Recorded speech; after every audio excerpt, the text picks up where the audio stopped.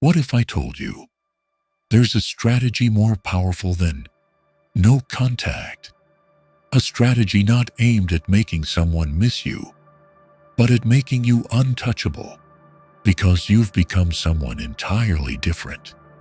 We've all been there, writhing in the wake of a breakup, clinging to the hope that silence will bring them back.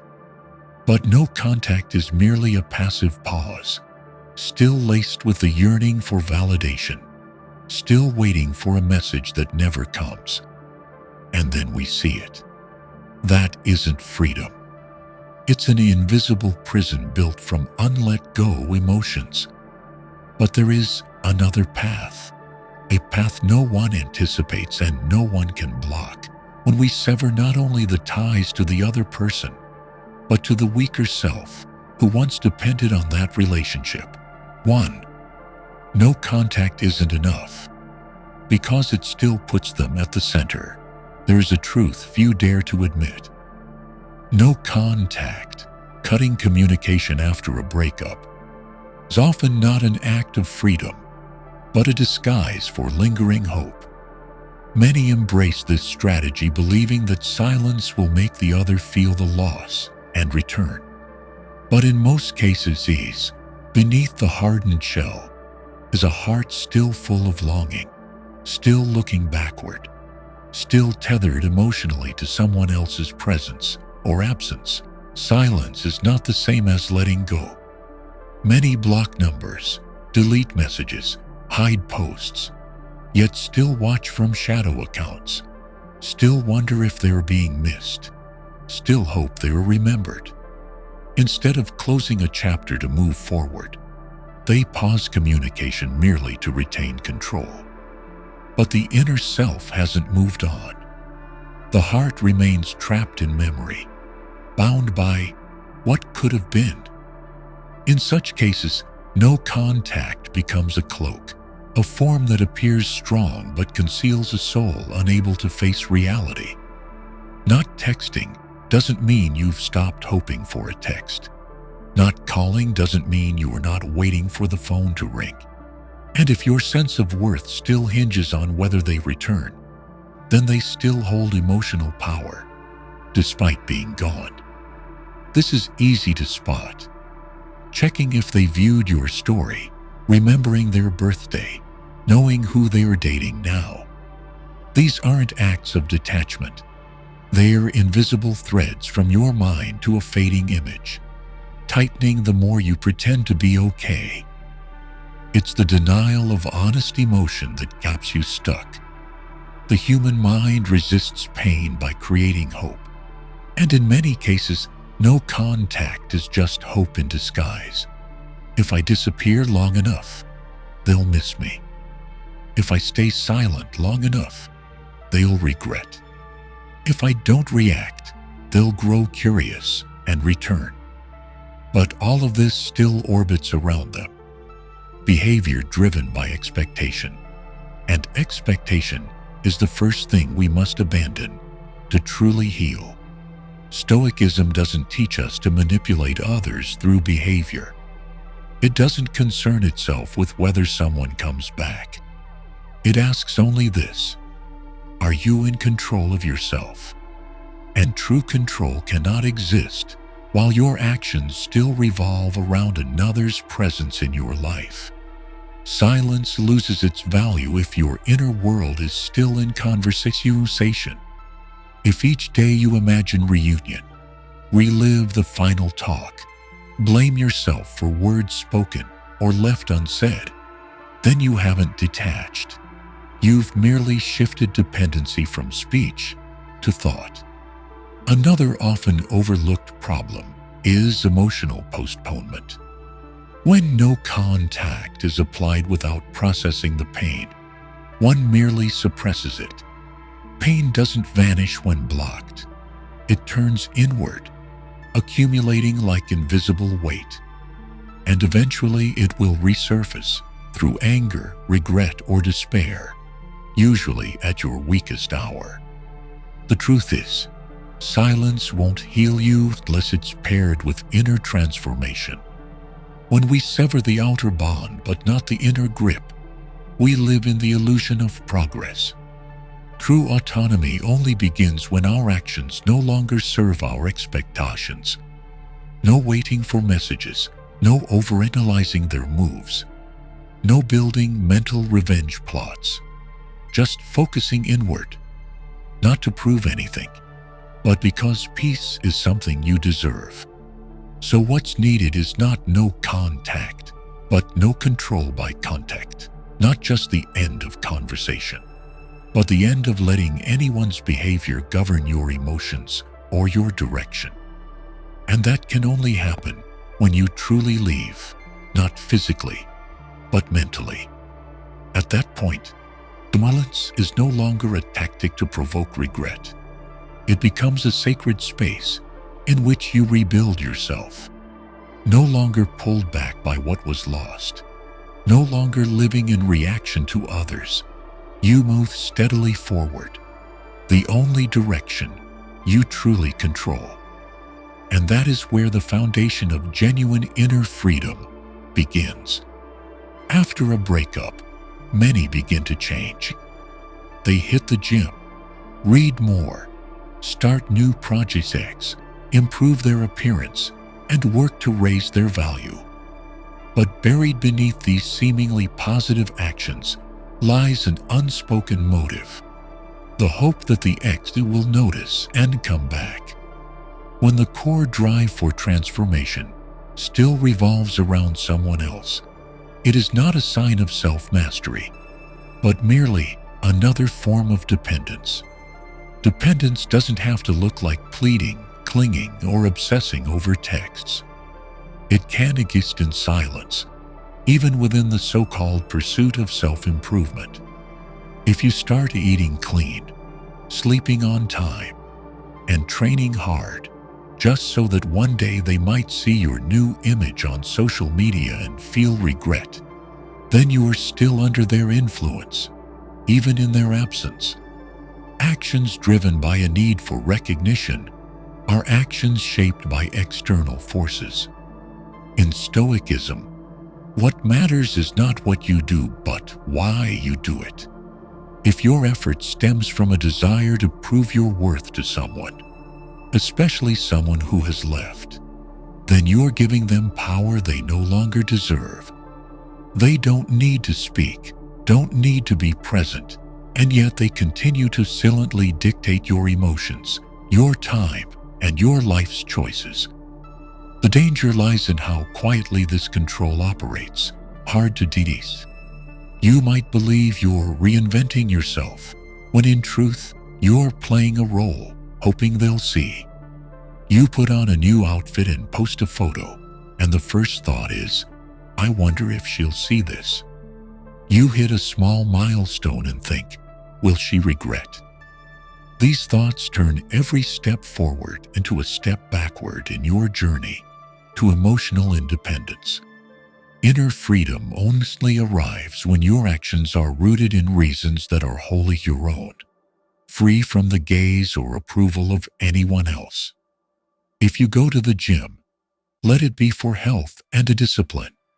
If you build wealth, let it be for stability and long-term purpose.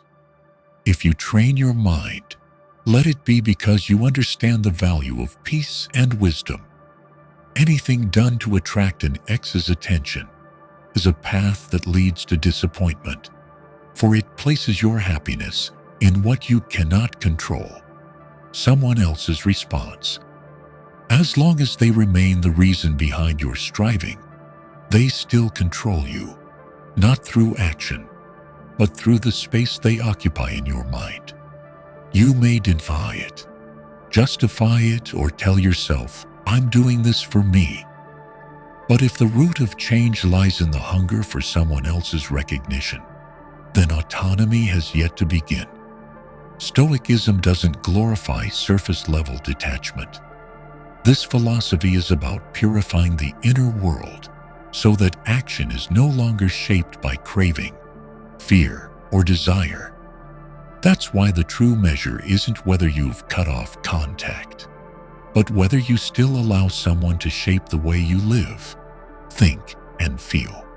Only when you stop doing things to be seen, when you stop using them as a mirror of your worth, do you begin to reclaim control over your life. And that's the moment you step out of the invisible cage of the past, no longer led by anyone, no longer needing to prove anything, just you and the path you truly want to walk. 2. The power of true indifference. In the aftermath of a breakup, people often confuse indifference with pretending not to care. These two may appear similar in behavior, but are entirely different in inner depth. Pretending not to care is a strategy, a calculated act meant to affect someone else.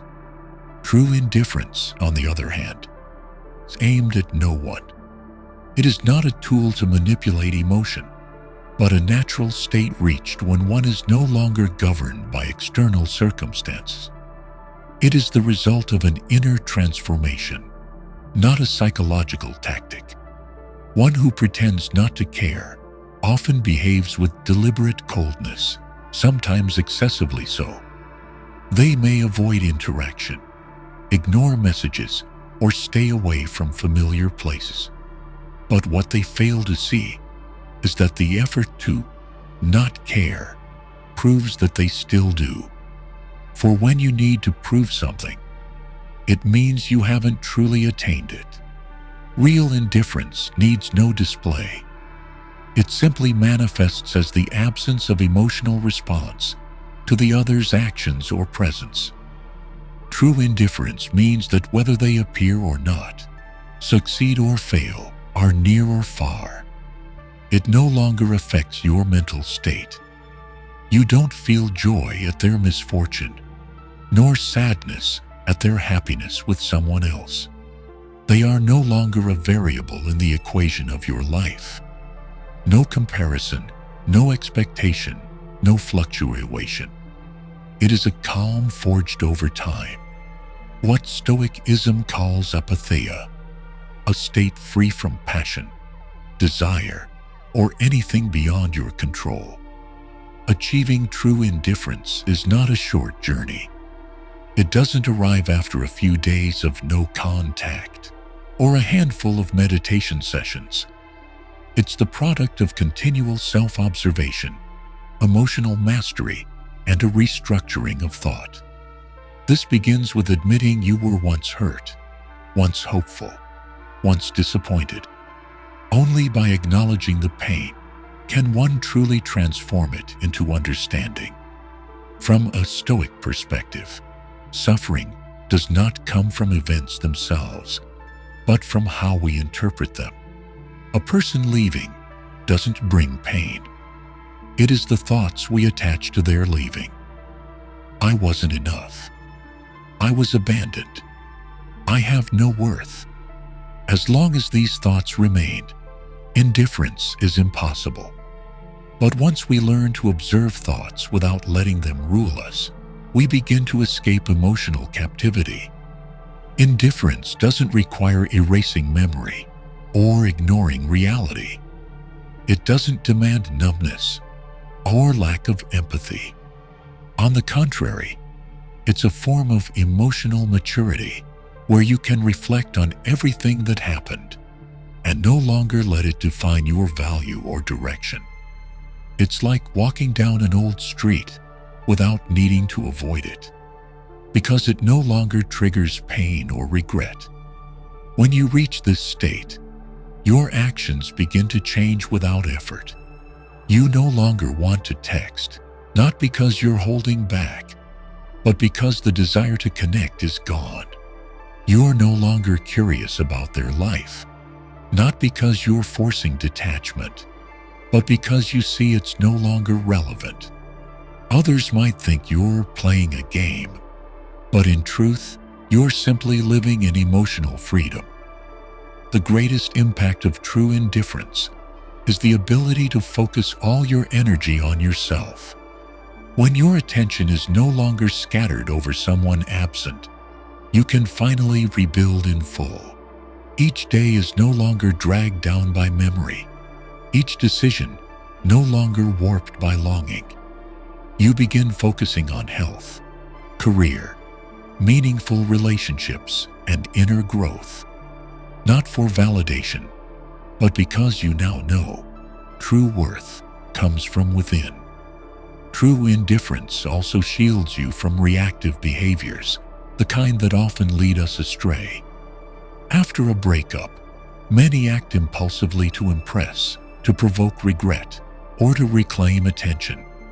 But when your emotions are no longer driven, you feel no need to prove anything, no need to show you've moved on, no need to post proofs of happiness. You no longer live in comparison with them, and so every action becomes an expression of genuine freedom. The capacity for indifference is also essential for building healthy relationships in the future. Once you've gone through the process of detaching from emotional dependence, you learn to remain grounded in any relationship. You no longer love to fill a void, nor fear losing someone so much that you lose yourself. Every future bond is built on choice, not necessity. And this is only possible when indifference has become second nature in how you engage with the world.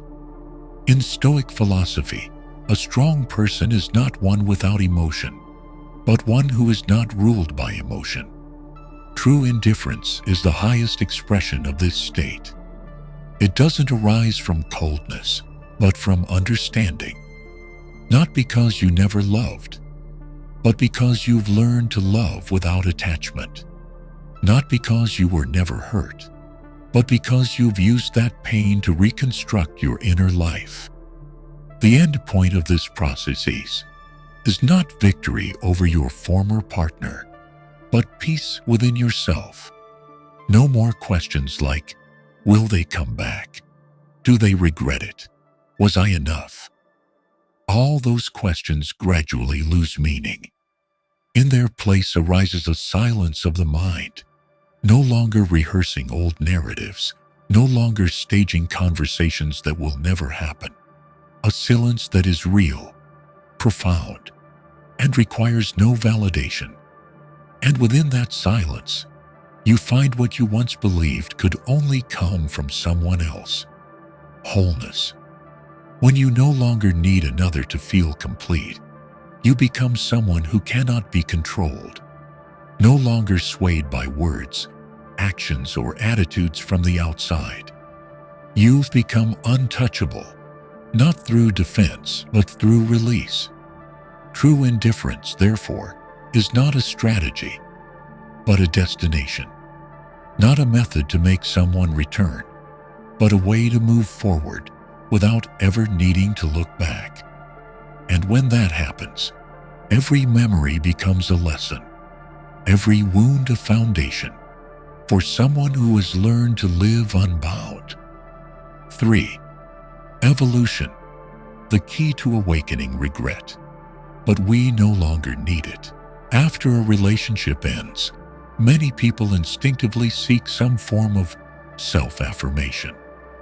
The feeling of being left often triggers a sense that one's personal worth is under threat.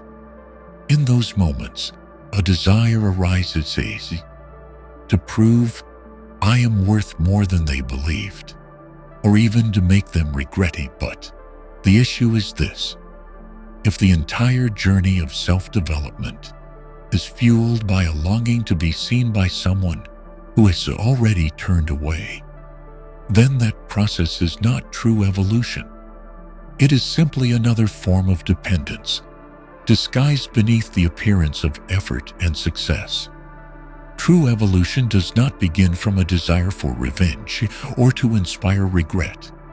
It begins from the deep realization that the old self, with its expectations, illusions, and emotional instability, is no longer fit to exist in the present.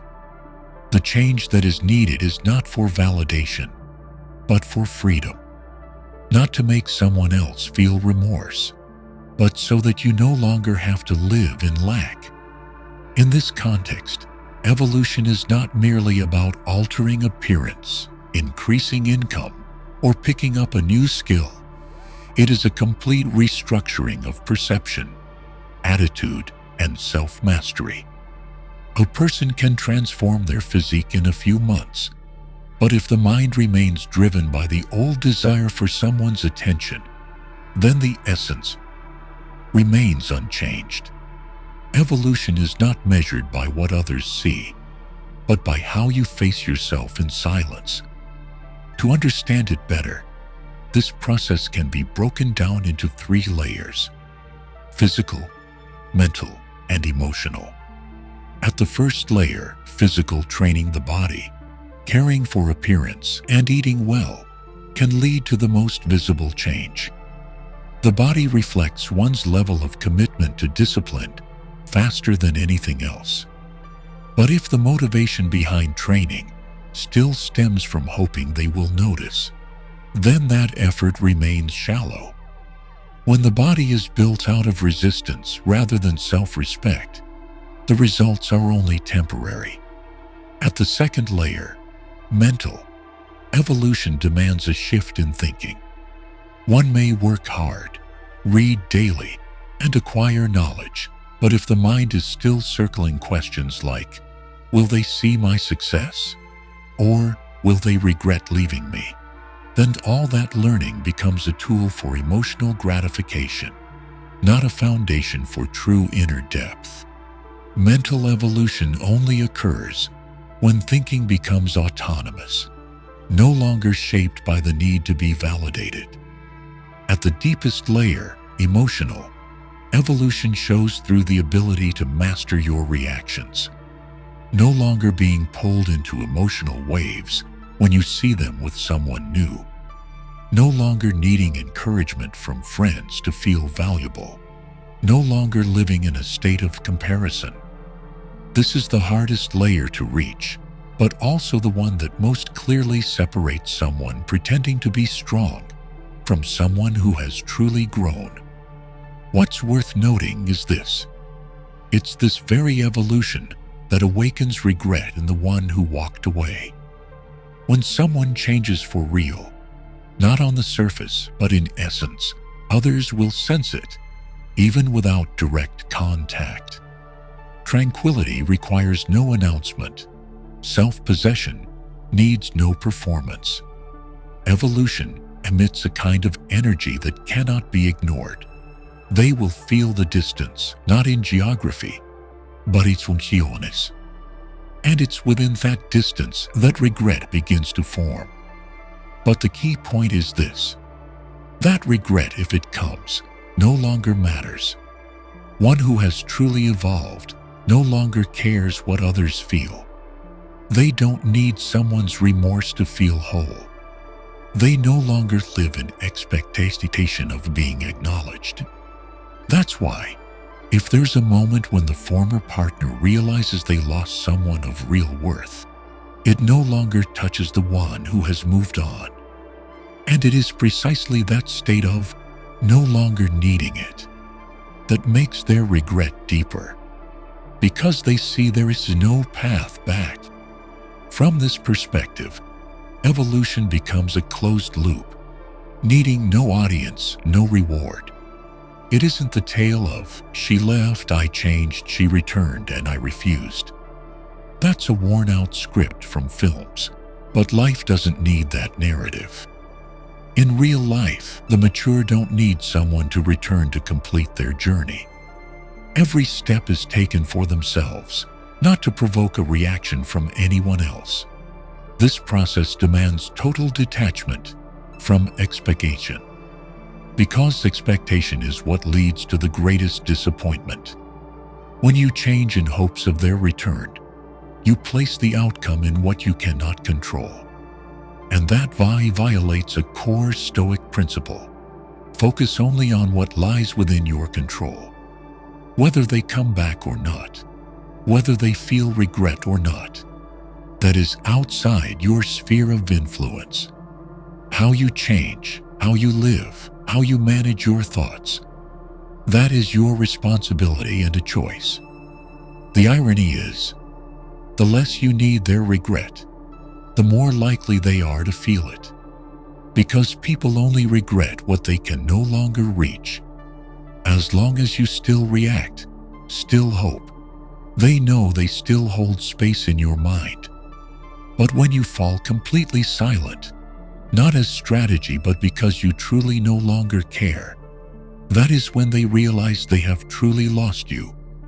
And yet, once you enter that state, you no longer look back. What once served as your motivation, your reason for change, no longer exists within your framework of life. You are no longer running from the past. Because the past now exists only as data that no longer affects your present direction. Each morning you wake, not to prove anything, but simply to live another day fully, with a discipline, with purpose, and with inner stillness. True evolution, then, is neither loud nor shared. It is a quiet ascension that others may never understand. But it is a state in which you no longer need anyone to stay in order to feel worthy. And if someone who once walked away happens to realize they had once been close to such a person, that is their story, no longer yours. 4. Detaching from the old self. Kill the old self. In the journey of healing and rebuilding oneself after emotional loss, one of the most crucial and decisive steps is the act of detaching from the old self. This is not about changing your appearance or adjusting a few habits. It is a fundamental transformation where one must confront and release the version of self that has been inhabited for years, perhaps a lifetime. The idea of kill the old self is not violent. It is not a denial of who you were or an erasure of memory. It is the conscious act of shedding layers of perception, belief, emotion, and instinct that were formed over time, but no longer serve who you are now. In Stoicism, we are taught not to be bound to the past, because everything that belongs to the past lies outside our control. And the old self, built from old experience, wounds, and expectations, is part of that past. Detaching from the old self begins with recognizing it. What is the old self? It is familiar thoughts, emotional reactions, and behavioral patterns repeated under stress. It is how someone used to respond to rejection, with withdrawal, self-doubt, or a need to prove themselves. It is the fear of abandonment that led to accepting toxic relationships. It is the craving for approval that caused one to compromise their own values to please others. These are not mere habits. They are the clear expressions of the old self. Once you recognize it, the next step is to create distance. No one can change while still identifying with who they used to be. If someone still believes, I'm just overly sensitive, I can't control myself, I've always been this way, they will remain trapped in that identity. Stoicism teaches we are not our emotions. We can observe them, direct them, rise above them. To do so, we must create space, a space where we can see ourselves as observers, no longer entangled in ingrained reactions. Yet this process does not happen with one moment of resolve. The old self will resist. It will whisper, just this once. This is too hard, give up. No one will understand you. These whispers do not come from outside, but from within, from a mind long accustomed to comfort, familiarity, and emotional loops. The old ego doesn't want to disappear. It wants to survive, because its survival is the only way it knows to protect you. So killing the old self is a long confrontation. Not loud, not dramatic, but deeply radical. Every time you choose silence over reaction, every time you face an emotion instead of running from it, every time you ask, does this serve the life I want to live? You are peeling away from the old self. Every action made from awareness instead of impulse is a precise cut into that outdated core. Detaching from the old self isn't only about abandoning what's negative. Sometimes it's about letting go of the good traits that once helped you survive. For instance, being the one who always pleases others may have been a childhood strategy in an unstable environment. But in adulthood, it can leave you boundaryless, exploited, and silent. Letting go of that role, even if it once saved you, is painful, but necessary. Because you're no longer the child you once were. A clear sign that you are still controlled by the old self is the tendency to repeat emotional cycles. After a breakup, many enter new relationships hoping to heal, without realizing that without detachment from the old self, they will repeat the same behaviors with a different person. And the cycle continues. Evolution cannot occur unless the roots are changed. Detaching also requires changing your environment. If you live among people who reinforce your old image, you've always been weak, you never stand up for yourself, then no matter how much you wish to change, that environment will pull you back. That's why many who undergo true transformation experience a period of lonely metamorphosis, withdrawing from familiar spaces to rebuild their identity without distortion. Additionally, detachment means no longer retelling the old stories. Each time we repeat our story, especially stories of pain, failure, or trauma, we keep the old self alive. Those memories may be real, the emotions still vivid, but they don't need to define who we are now. You do not need to remain the victim just because you were once hurt. You don't have to live in an identity built from what has already passed. Kill the old self does not mean denying everything you've been through. It means no longer allowing those things to shape your current identity. The past may be where you made mistakes, followed emotion, chose the wrong people, or lost yourself. But it need not be where you continue to live. A person undergoing true evolution understands what matters is not what happened, but who you become after it. Detaching from the old self also means building new belief systems. If you once believed, to be loved I must endure, or if I don't please others they will leave, now you must adopt new beliefs. My worth is not dependent on approval. I have the right to set boundaries. I don't need to be fully understood to be respected. These beliefs are not just affirmations, they are behavioral compasses. They must be repeated, practiced, lived daily. Over time, the old self weakens.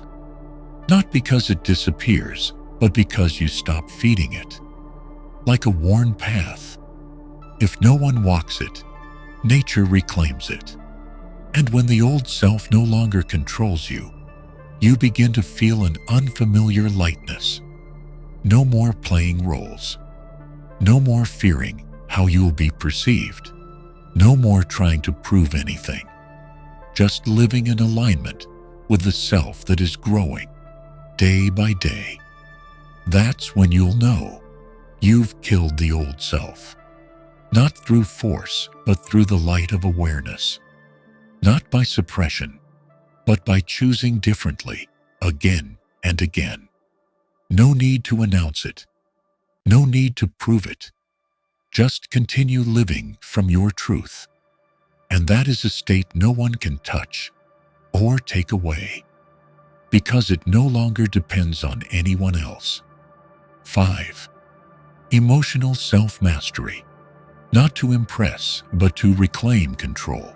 Emotional self-mastery is one of the most vital qualities of a mature person and a core pillar of Stoic philosophy. Unlike emotional suppression or feigned indifference, self-mastery is the state in which emotions are clearly acknowledged, allowed to exist, yet never permitted to dictate behavior or life decisions. It is not emotional numbness, but the ability to maintain inner stability in all circumstances, especially when facing external turmoil. In everyday life, emotion can be seen as a biological reaction, fused with belief and personal experience. When an event occurs, rejection, betrayal, insult, people don't react to the event itself, but to how they interpret it. That's why two people can experience the same situation and respond completely differently. One may feel hurt, angry, or wounded, while the other remains composed and calm. The difference lies not in the event, but in the degree of emotional self-mastery. In Stoic thought, Epictetus once taught, "It's not things themselves that disturb us, but our judgments about them." This principle underpins emotional self-mastery.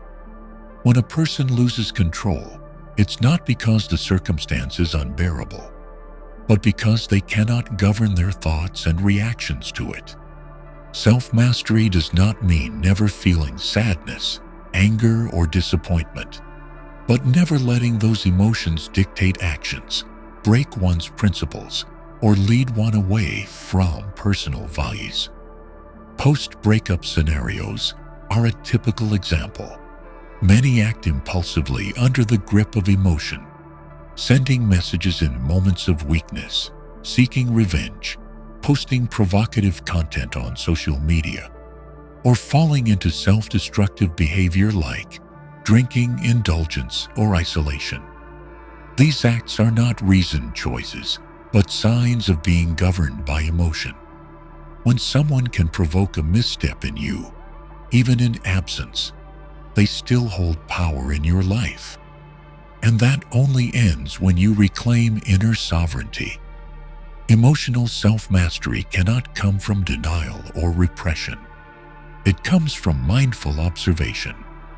When a negative emotion arises, a Stoic practitioner neither pushes it away nor acts on it immediately. Instead, they ask, where is this emotion coming from? What belief is causing me to react this way? Is this within my control? These questions create a gap between stimulus and response, and it is in this gap that self-mastery is born. This gap between the rise of emotion and the choice of action is the most sacred space within the human psyche. Without it, people act rashly and later regret. But when this space is expanded through awareness, reflection, and clarity, actions are no longer hijacked by emotion. They reflect integrity, wisdom, and a commitment to personal values. One common misconception is that emotional self-mastery means bottling things up to appear strong. But if your restraint is merely to convince others you are unaffected, it's still a form of reaction. When someone says, "I don't care," yet keeps repeating it, it's clear they still do. True self-mastery needs no proclamation. It manifests in consistency, calm, and the ability to uphold principles even when no one is watching. Self-mastery is also revealed in how one responds to offense, misunderstanding, or provocation. Instead of retaliating with harsh words or defensiveness, the self-mastered individual examines the situation, assesses whether it truly matters, and responds, if needed, with poise, unentangled by another's emotional script. They do not let someone else's mood define the quality of their day. Self-mastery also prevents a cascade of negative behavior. One uncontrolled act today can lead to tomorrow's regret, shame, and more emotional fallout. This spiral only ends when one learns to stand still in the storm, to observe rather than react, to choose rather than be swept away. This is the foundation for a life of direction and discipline. In relationships, emotional self-mastery determines the quality of interaction. When both lose control, conflict escalates. But when one remains composed, dialogue can return to a constructive path. Mastery is not about yielding or enduring, but the ability to avoid letting fleeting emotions lead to actions that damage connection and trust. It is what keeps love alive, respect intact, and people engaged through mindfulness, not judgment. Self-mastery also enables long-term commitment to one's goals. Many dreams are abandoned due to passing emotions, discouragement, frustration, self-doubt. The self-mastered may feel all of these, but never let them alter what truly matters. They understand that emotions are transient, but values endure. And so they persevere, even without excitement, without applause, on days when nothing seems to make sense. In a modern world, saturated with emotional triggers, through media, social networks, endless comparison, self-mastery becomes even more precious. We are bombarded with bad news, endless debates, and images that feed self-doubt. The unmastered mind constantly shifts, pulled into battles that don't belong to it, and loses inner peace. The self-mastered, by contrast, knows what deserves their attention and what doesn't. Emotional self-mastery grants deep freedom. When no one can make you angry without your permission, when no one can make you feel small unless you believe them, you cease to be a puppet of others. You begin to live by choice, not by expectation. And in that freedom, you become strong without needing to appear so, grounded without needing to say it. Self-mastery is not a final destination. It is a life skill that must be practiced continually. It does not come from one lesson, one book, or one moment of insight. It comes from daily self-observation, recognizing when you are being pulled by emotion, and choosing to pause, reflect, and redirect behavior. Every time you succeed in doing this, you strengthen your core and lay a foundation for a more resilient life. When I first explored Stoicism, the initial lesson I learned wasn't how to control others, but how to govern myself. I had fallen into confusion after an unexpected breakup. Like many, I believed no contact would be enough, that simply disappearing would make the other person return. But then I realized, even without texting, my mind was spinning with questions and imagined scenarios that had never happened. I was still placing them at the center, only now, in silence. I decided to change my approach. Instead of waiting for their attention, I began giving attention to myself. Each time negative emotions rose, I didn't run or pretend to be fine. I wrote down my thoughts, asked myself, is this within my control? And answered honestly.